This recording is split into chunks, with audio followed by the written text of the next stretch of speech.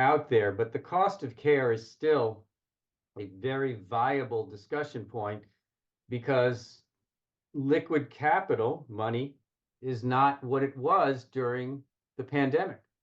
And it won't be what it was in 10 years either. That is correct. And that's what inflation does to your money. Correct. But if the veterinary inflation rates are so much higher than the consumer price index inflation rates, it tends to make it feel harder. So that or hurt makes it hurt more. And that's, I think, what we're coming up against from that standpoint is the pet owner who didn't expect the cost of care when they adopted their pet during the pandemic to be what it is, because I don't think most pet owners know what the cost of care is all about. Welcome to Peter and Phil's Courageous Conversations, a podcast addressing race relations and social issues in hopes that you'll be inspired to do the same. Now, let's begin our conversation with your hosts, Dr. Peter Weinstein and Dr. Philip Nelson.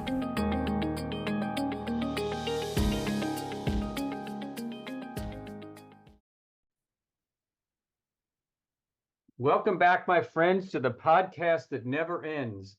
Courageous Conversations. I'm Dr. Peter Weinstein, and I'm thrilled to see friend and colleague wearing his Hawaiian shirt today, Dr. Phil Nelson. It's either a Hawaiian shirt or it looks like it's got marijuana on it. I can't tell, but hey, Phil. Wow. Hey, Peter, to our listeners here, I just want you to understand that this shirt is not Hawaiian.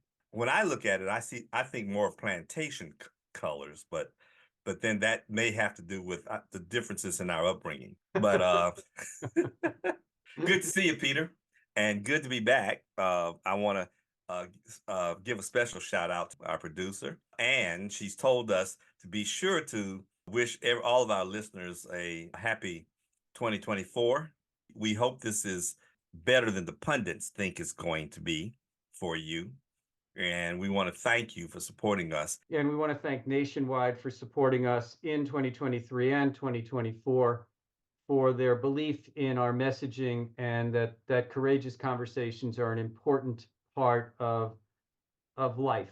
Of life is for people, and of course, those of you who are in the veterinary profession within the veterinary profession. And so we thought we would take a minute to polish up our crystal balls and try to project what 2024 might look like in the veterinary field. And of course, anything we say today will not be held against us down the road when we're completely wrong or completely right. We will take full credit of any predictions that we are right upon, and any ones that we're wrong upon, fake news.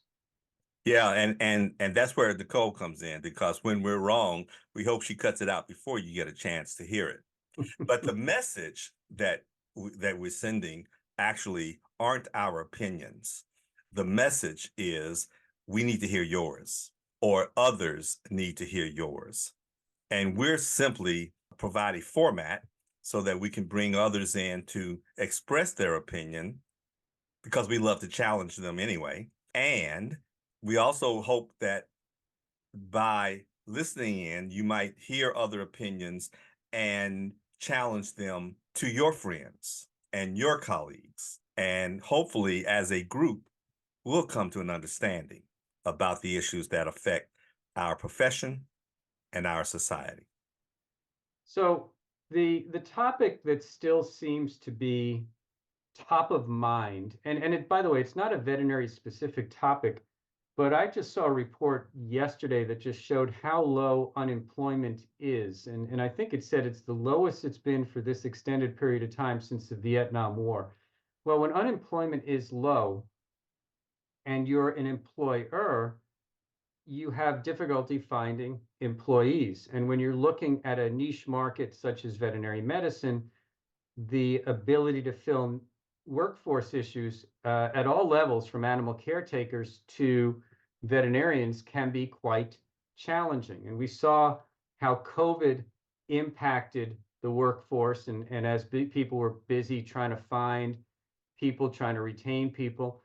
But the workforce issues do seem to be a constant top of mind discussion point, whether you're a private independent practice, whether you're a corporate practice, or whether you're a leader in other realms. And so, Phil, as an educator, you are the first, at least on the veterinary side, you are the first cut when it comes down to providing additional veterinarians. And what I mean by that is the veterinary schools choose the students and then nurture the students until they graduate. So eventually the veterinary schools truly define the population, the largest part of the population of graduating veterinarians that will be looking for jobs. Correct me if I'm wrong on that conversation.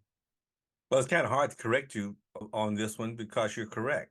But you're correct in a very narrow perspective of the role of higher ed in veterinary medicine, in that 35 schools are not a lot of schools to produce the workload in veterinary medicine that we're talking about. Again, those 35 veterinary schools do not necessarily produce veterinary technicians or veterinary receptionists or any of the other rank and file workers that work in veterinary clinics. They simply produce the veterinarians. And as we produce those veterinarians, we select among the population that choose to apply. We've been fortunate that that pool has, except for maybe the mid 90s, that pool has been relatively bright in terms of numbers. The schools, however, do have an impact on who they select and the criteria that they select for, and as well as the skills that they may graduate with. And I think that higher ed in veterinary medicine does a pretty good job, of course I would since I'm in that area, does a pretty good job in trying to ascertain just what skills are needed on day one of graduation, after graduation. And I do know that that's a focus of all the schools in trying to meet those goals so that the graduates are as productive as they can be. But having said that, you inferred in your introduction that employers are having challenges right now because of the lowest unemployment rate that we've had for a contracted period of time. And honestly, I find it ironic when a positive statistic like that is draped with a negative shawl, so to speak, in that we want everybody who wants to work to be working. But that does put pressure on the culture of your work when it comes to competitiveness for labor. It's a positive negative. It's a positive from an economic standpoint, but it's a negative from a workforce standpoint because there's fewer people in the pool from which to choose. And the people are much more selective from that standpoint as well. So we have a workforce issue at the veterinary level that has been debated as to the significance of it. And there's a discussion, a very vibrant discussion on both ends of the spectrum. We have a concurrent workforce issue with the number of credentialed technicians that are available. We have a smaller pool of applicants looking for positions as client service people, animal caretakers, et cetera, even managers. And so it's as business is busy, you need people. When business slows down, you have to figure out how to maintain people. And there's two sides to every equation. One is input, the other is output. Input is the number of people, but the output is those people leaving the profession, also talking about from a retention standpoint. So we need to focus on both sides. We need to have a production side and we need to have a retention side so that the funnel doesn't empty faster than it's being filled. I just want to make sure you know you had a 3-minute say right there. But this is your area. And right. I still don't think you said enough because I could see you trying to cover all the bases while you're talking, right? And the difficulty here, I'm going to complicate it even more. It's, capitalism is messy. And whether unemployment is 4% or 7%, it always challenges the employer. right? Even when labor is when there's a surplus of labor because unemployment is high, you can get people cheaply, but you may not get quality people cheaply. And if you do make that sacrifice, then your business may suffer. But I think that this is not just a function of education production. I understand the role of veterinary schools and vet tech schools being the gatekeepers, but it is not just the role of the professional trainers or educators. It is also a role of the complexity, the complex growth that has occurred in veterinary businesses. We have moved to a business model that now recognizes a practice manager, for instance, who is not necessarily a veterinarian. And yet we're seeking these individuals at a time when the labor shortage is affecting all professions. And practice managers in veterinary medicine is a relatively unique niche in the business community. And we don't have a lot of people prepared for that either. And I also think there are some social pressures that are being placed on the veterinary profession that we either are reticent to talk about or just don't know how to insert it into the discussion. So I'm going to be brave enough and courageous enough to say it.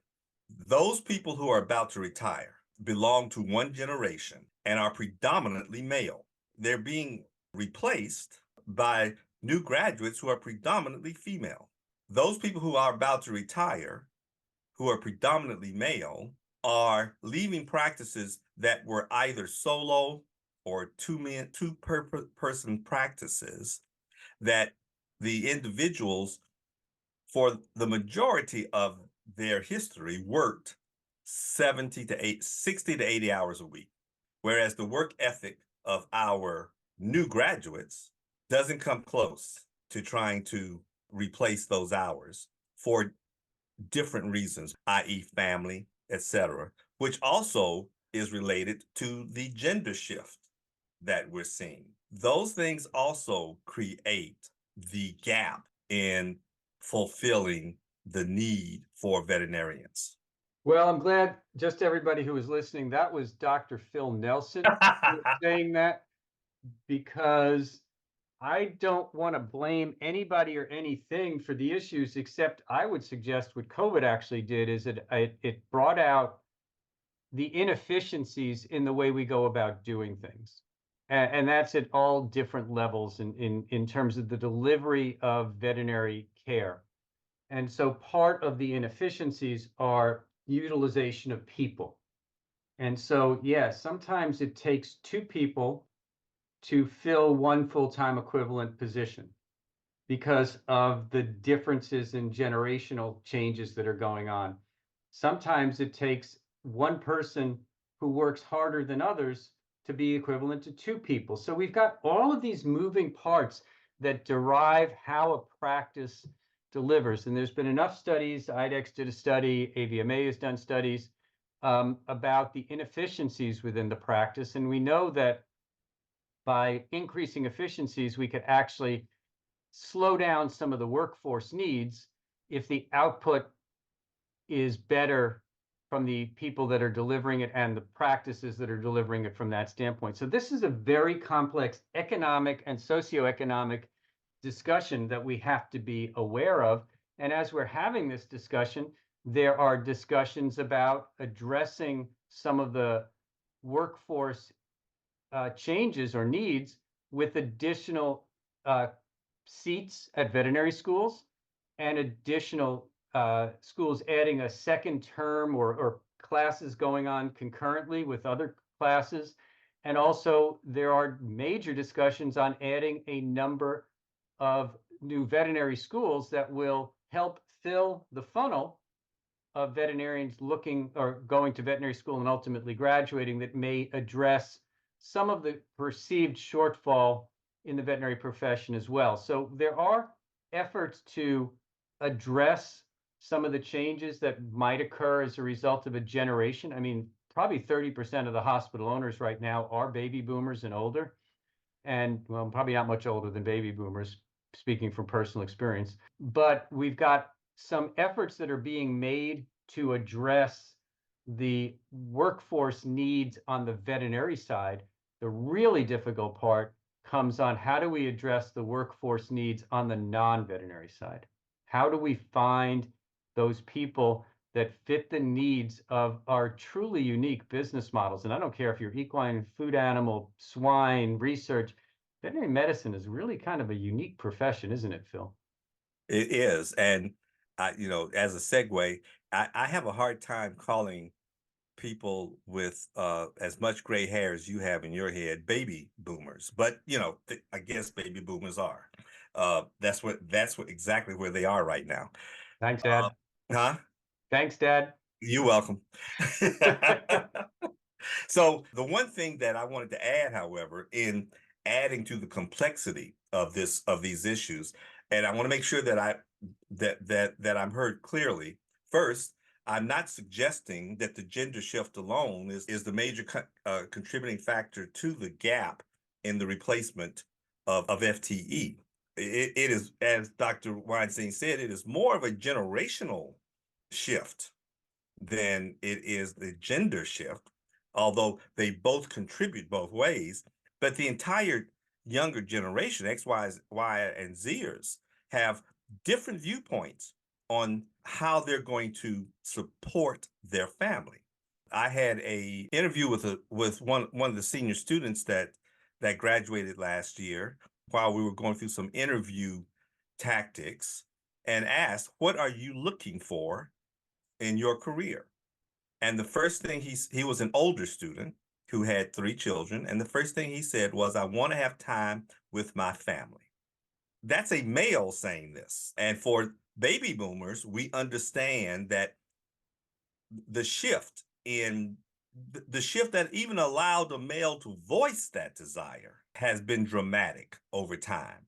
That would have been rare for baby boomer males to have voiced it, even if they had it. It was expected that they sacrifice the time for their family, and everybody understood that. So with that shift comes a real consequence of contract negotiations and how much our new graduates actually want to spend at work away from their family, as opposed to how much they need to make in order to support that family, even though they're working less. But the one thing we haven't mentioned is also the real increase in demand for veterinary services over time.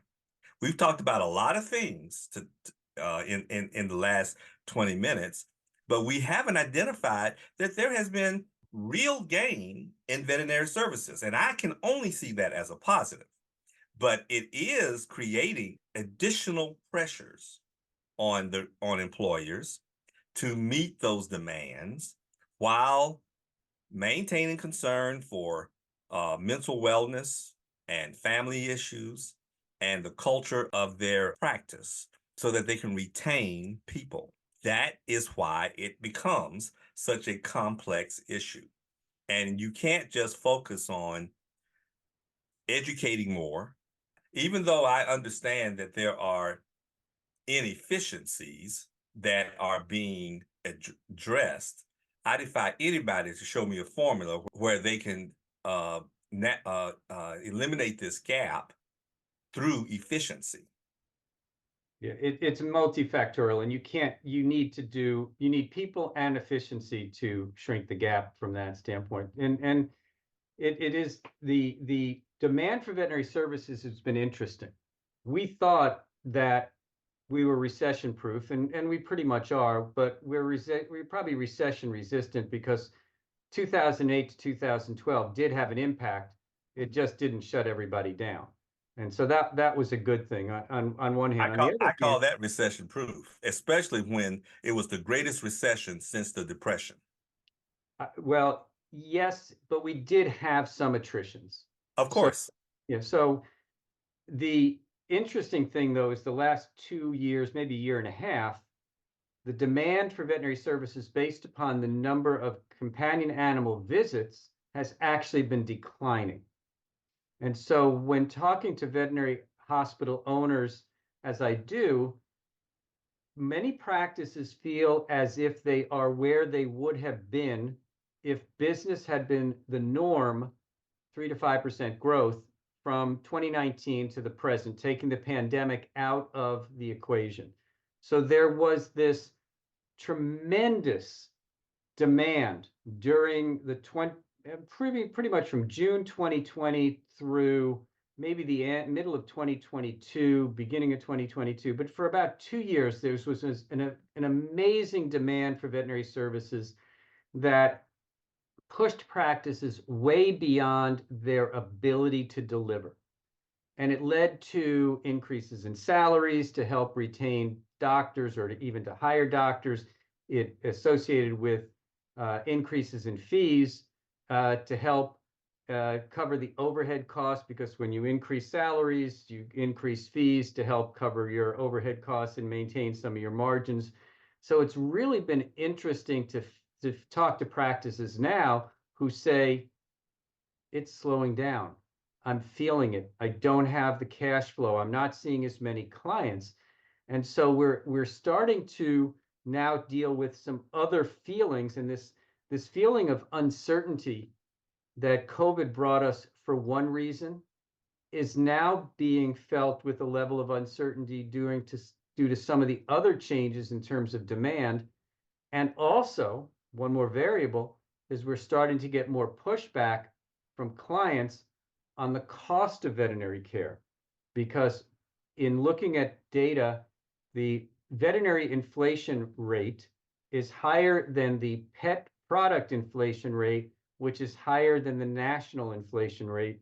And so we have seen inflated veterinary costs to clients that have made it untenable for some when it comes down to the cost of veterinary care. So this is why I'd like to suggest that we're at a very interesting inflection point between all of these different variables that are going on: workforce, cost of care, inflationary. We're not in a recessionary state, but and also new technologies coming on board. It's just a really interesting period of time. So if you wanted to sit in a rut and hope this wasn't going to hit you, I'm sorry, ladies and gentlemen in the veterinary field, and even those who are not in the veterinary field, there's a lot of disruption going on in the veterinary profession right now. Yeah, well, I don't think the disruption is new. I think the feeling of discomfort or uncertainty is maybe new and maybe unusual, or the data that you just produced covered a 4-year period. My statements was based on a 3-decade period. And I think that is part of our problem, in that we make these knee-jerk reactions to short-term changes as if they're going to last.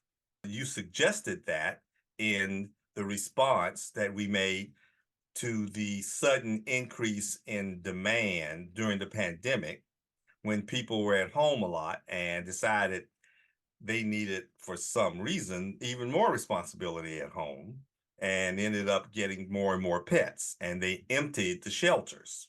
But if you remember, shortly as the vaccines came out and as we became a more resistant population, there was also a sense that there was going to be a workers' revolt, and that nobody was going to go back into the hospital. That would have devastated the veterinary profession if our techs had not come back, had not come back to the hospitals and tried to work remotely as we were doing, which was killing us, by the way, in the way we had to do it. So we had a unique response to it. I think nobody wanted to say anything. Everybody saw some of the benefits of being able to work from home, but what we had to do in clinics to deliver services was as stressful and distressful on us that I think we all enjoyed the opportunity to get back to some sense of norm. But I was referring to the total demand, increase in demand for services over the last 30 years, not just during the pandemic. And it's easy to look at And so, of course, and I'm not suggesting that we overreacted by offering more dollars to keep our people during a period of increased demand. I had a hospital to manage and had the same challenge. We did what we thought we had to do. But now that people are returning dogs back to the shelters, and shelters are once again burgeoning at the seams because they're having problems adopting them, we're going to have to adjust again. And so the one thing that you said that I'm in total agreement with is that there's a lot of disruption going on that we're going to have to be careful how we navigate. So let's just briefly touch on the inflationary veterinary fees and the cost of care, because I mean, neither you nor I own a veterinary hospital. So when I bring my dog in and you or Nicole bring her dogs in, we're paying veterinary service care. Now, we can afford it because of our position in life, but we're seeing more and more people challenged by the gold standard, the optimal care. And we as a profession need to start to think about a variety of options for care. And this is a multi-part question, because part of education is teaching how to provide a variety of standards of care. And so can you envision instituting in the curriculum talking about multiple treatment options for parvo, cruciates, et cetera, so that new graduates are coming out and understanding that pet owners have different needs and different demands? So this is a pet peeve of mine when people assume they know what's being taught in veterinary schools. Uh-oh, I'm in trouble now. Yeah, well, no, you're not, because it's understandable. If you didn't learn it, or if you can't remember having had the discussion or the approach that you're suggesting, then you assume that the schools haven't changed. And if you don't go back, you won't know, and you just assume that education is static. And I would be in the same field of ignorance as well if I was not in education. But believe it or not, the faculty and the dean and administration do keep up with the issues of the day that occurs in veterinary medicine. Now, believe it or not, they don't move as fast as the issues change, and sometimes, which I think is prudent, otherwise it would affect the quality of the curriculum. But it is my sense, and we should probably bring another dean in as a guest to talk about this as well, or two. But it is my sense that the veterinary academic profession has been addressing what some allude to as spectrum of care for quite a while. Now, I can't say this, but it may be because of the uniqueness of the college that I graduated from. Spectrum of care was a basic tenet for of the curriculum at Tuskegee, and that was back in the 70s. 1870s. Yes. Okay. And then add one, or 100. But it may have been because we primarily served a minority community, and we had to provide spectrum of care. First of all, I don't believe that we committed as much of a sin as we talk about.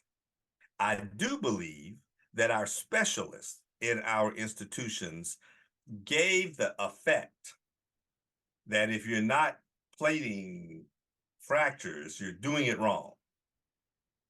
And I do believe that that as a result, one of the unintended consequences was we may have had some graduates who drank the Kool-Aid and were afraid of doing it any other way. But I also believe that we didn't know how to control the regulatory effect of managing quality of medicine in a community through veterinary medical boards. And I believe that there was an insidious creep toward gold standard regulations that had an unintended consequence on liability and potential litigation. And somehow it got translated to we're teaching the wrong thing in vet schools. This is much too complex a problem, because I also don't think that the veterinary medical boards intended with this result to achieve this result either.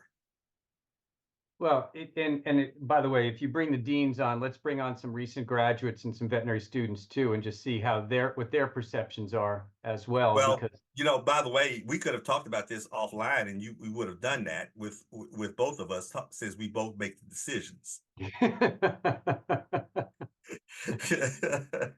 That's true. We could have done that. Next time we'll do that. But again, it's another multifactorial discussion Yes. of what impacts, because there are many of us, because of the human-animal bond, that practice defensive veterinary medicine. And defensive veterinary medicine tends to err on the side of quote unquote gold standard because of the fear of ramifications if you do not provide that gold standard. And and I don't know anyone who has done a study that shows what we just postulated. I don't know anyone that shows that litigation has increased in any community because of the enforcement of gold standard regulations. Well, we can bring on an attorney for that one too. I don't, well, an attorney would still give you their impression. We still wouldn't know. Correct. But, if their caseload has increased based upon the type of the cases of the veterinarians that are being litigated against, we could get some ideas of whether, anyhow, they would be able to represent. Actually, the AVMA PLIT probably could address They might. Well, that would, now that's where we should go to ask that question, because it's not about whether or not there's an increase in litigation. It's about whether or not there's an increase in the litigation of the quality of service, the expected gold standard of services that were supposed to be delivered as the challenge. Well, and again, it's the person who interprets the case, depending upon how the state operates their state board, will ultimately determine whether that case is a malpractice case or whether it gets escalated or not. So it's again, lots of different discussions out there, but the cost of care is still a very viable discussion point, because liquid capital money is not what it was during the pandemic. And it won't be what it was in 10 years either. That is correct. And that's what inflation does to your money. Correct. But if the veterinary inflation rates are so much higher than the consumer price index inflation rates, it tends to make it feel harder. So that, or hurt, makes it hurt more. And that's, I think, what we're coming up against from that standpoint, is the pet owner who didn't expect the cost of care when they adopted their pet during the pandemic to be what it is, because I don't think most pet owners know what the cost of care is all about. Well, as long as we understand that the inflationary rates of the of veterinary services, and I'm using that. I hope I don't use that term again, because I don't want to weaponize the term. Other than, but I also hope we understand that those inflationary rates, veterinary inflation rates, are partially due to that 2-decade period when the veterinary profession was in a stagnant almost deflationary position. And now we're having to catch up and because salaries have changed dramatically. And I'm not talking about excessive salaries. Even if you took that out, there is still a significant change in a living wage for veterinarians between the 1970s and now on a national basis. I'm glad for that. But the interesting thing is that the increase in salaries over the last 2 years have jumped about 10% per year for new graduates. And it's still corrected for inflation below what it was 20 years ago. Huh? Correct. The increase in salaries for new graduates is still below, when corrected for the value of the dollar, below what the salaries were 20 Oh, years yeah, ago. but you can't correct for the value of the dollar. Everybody's paying the same for inflation. Yeah. I mean, of course, I mean, you can't compare what a dollar could buy then versus what a dollar can buy now, when everybody is in the same boat right now. Again, unless you're trying to say that we still haven't caught up. I'm saying we still haven't caught up. Okay. And which doesn't help your argument about the inflationary, not argument, you're not arguing. It doesn't help our situation about inflationary costs to the consumer, right? Except, yeah, the inflationary costs to the consumer have gone up more rapidly over the last 3 or 4 years than they had in the prior 20. Right. And I'm just saying that it's not necessarily because we're overcharging for the services No, I'm or not saying that either. or for the product, that the salaries we are paying ourselves and our colleagues is part of that, is a significant part of that. And it's because in order to keep our labor force, we're having to move faster than we'd like, or be more aggressive than we would like, because we had this period of timidity for 20 years where salaries barely changed. Interesting. So the salaries have escalated where they should be and have been over the last few years because of a need for people. It's the supply and demand issue. So during a time when there is a shortage of people, salaries go up, right? Mm-hmm. So during the last few years, as there was a shortage of people and veterinarians were leaving practice and doctors were looking for different work schedules, salaries were escalated to ensure that there were people to be able to deliver veterinary care. Partially. So what's the other part? Well, salaries went up because we shifted the cost of education. More of the cost of education was shifted to the student during that same period of time. Okay, And now I'm talking the last 4 years, not the last 20. oh, okay, I'm sorry. I don't, and you should, because you're in the work, you're out there on the road. I Right. understand, and I'm not criticizing you for that. All right, I'm just saying that I tend to look at long-term effects and Right. long-term factors, right? But even on the short term, um, student debt is still an issue, Absolutely. right? It's not as much of an issue as it was um, a decade ago. Correct. And that's because salaries have gone up, Correct. right? It's also because we found other ways to replace the cost to the student. And it's primarily through the private industries that support the profession. Maybe we need to bring some of those representatives in to talk about their contribution to the profession, particularly in supporting the cost of education. So the debt to income ratio has improved over the last couple of years because the jump in salary was higher than the jump in debt. It's not to say that debt's going down, it's just the debt to income ratio has gone down, which is where it needs to, it's closer to where it needs to be. It's still a pretty untenable situation. The other thing that's been interesting, and again, this is probably a sidebar, is the fact that the number of students who graduate from veterinary school with no debt has gone up.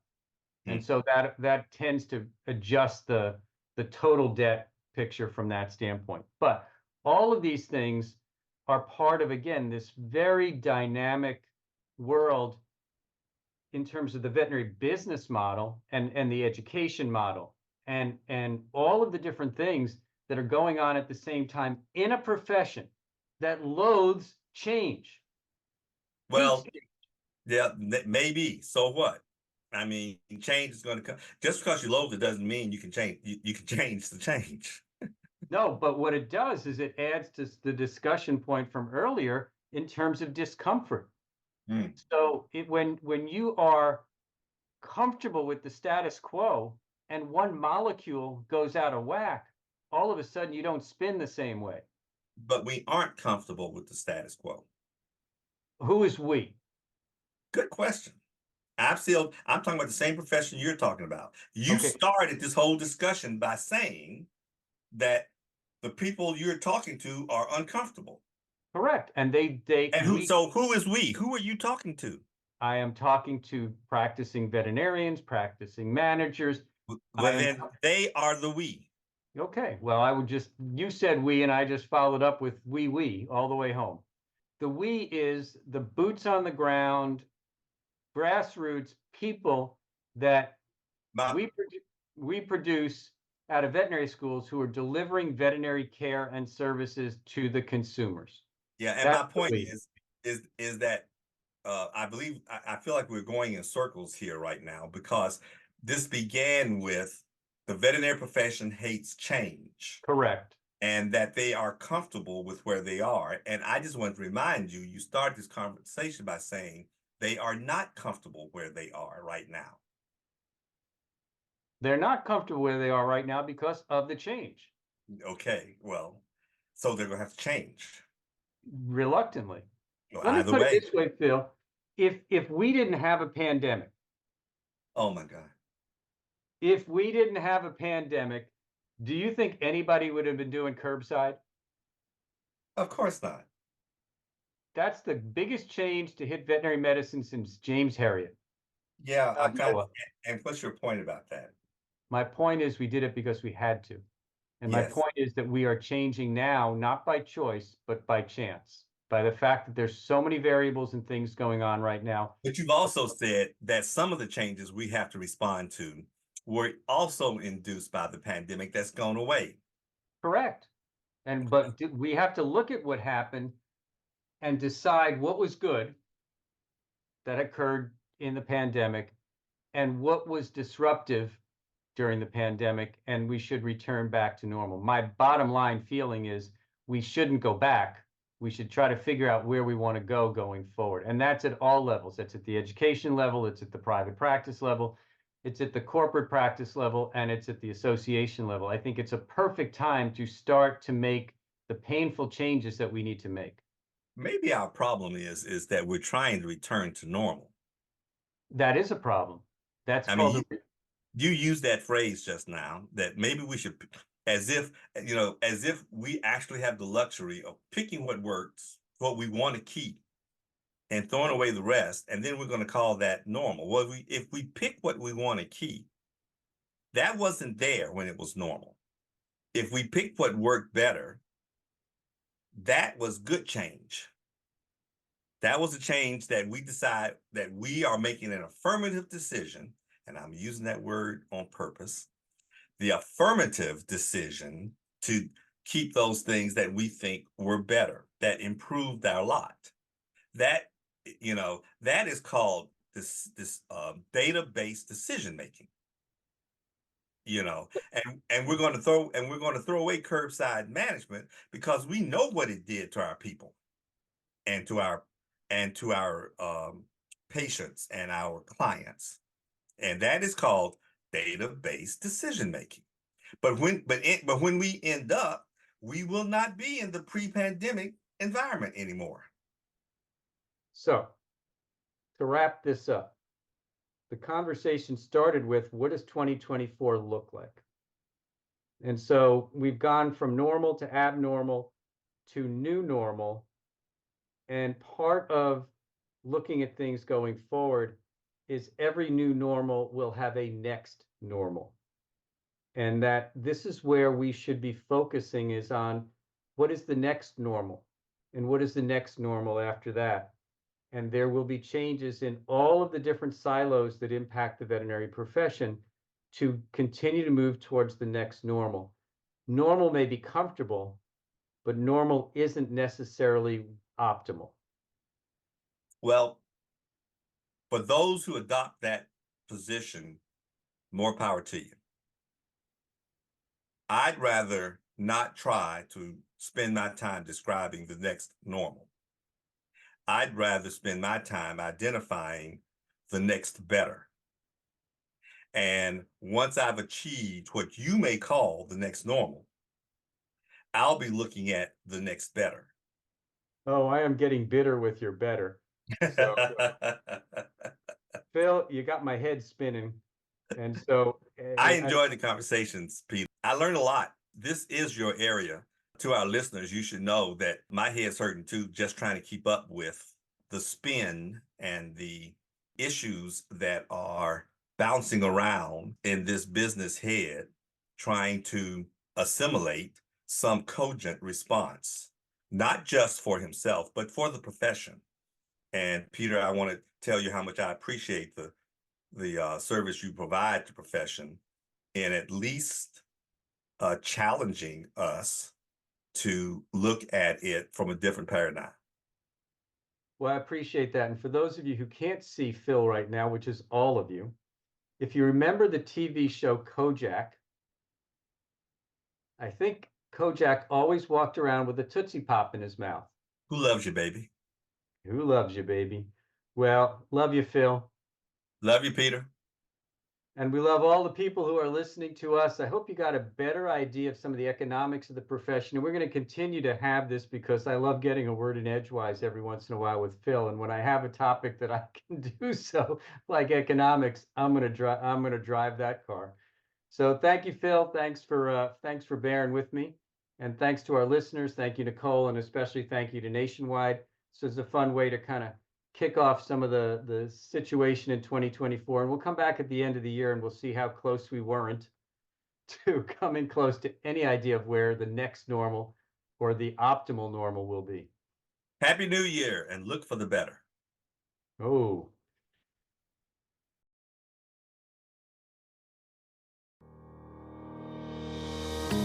Thank you for joining us for another courageous conversation. Be sure to follow us and check back next week for more.